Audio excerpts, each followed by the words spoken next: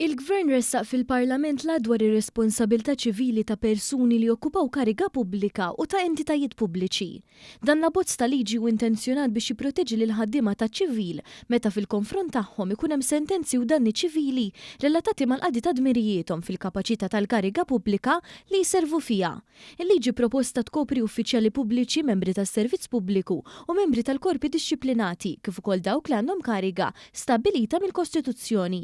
L-abbozz jgħid b'mod ċar li jekk l-azzjoni u d-deċiżjoni titieħed fl-eżerċizzju ta' funzjoni pubblika u mingħajr intenzjoni kriminali jew negliġenza grossolana, l-Istat se jkun dak li jġorri responsabbiltà u jħallas id-danni ordinati, flimkien ukoll mal-ispejjeż legali relattivi mal-każ. Fl-istess waqt jekk ikun hemm każ il-Gvern jidħol ukoll parti fil-proċeduri u jsostni l-pożizzjoni tiegħu quddiem il-qorti.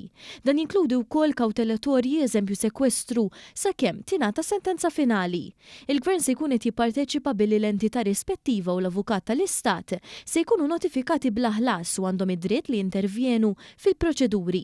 Jiġifieri il-Gvern jista' jippreżenta risposta maħlufa tiegħu u kwalunkwe qatt ġudizzjarju ieħor li jistgħu jippreżentaw il-partijiet fil-kawża. Jekk ikun diġà stabbilit li l-persuna ġixxiet b'intenzjoni kriminali doluża minn qorti ta' ġurisdizzjoni kriminali u b'negliġenza grossolana, l-Istat ma jidħolx għad-danni mill-bidu nett.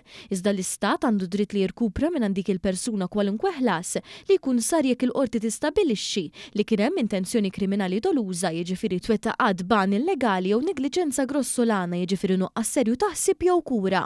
F'każi ta' ħsara fiżika jew nuqqas ta' obbligu professjonali, il-qrati Maltin jeżaminaw jekk kienx hemm nuqqas gravi ta' diligenza li jmur lil hinn minn sempliċi żball.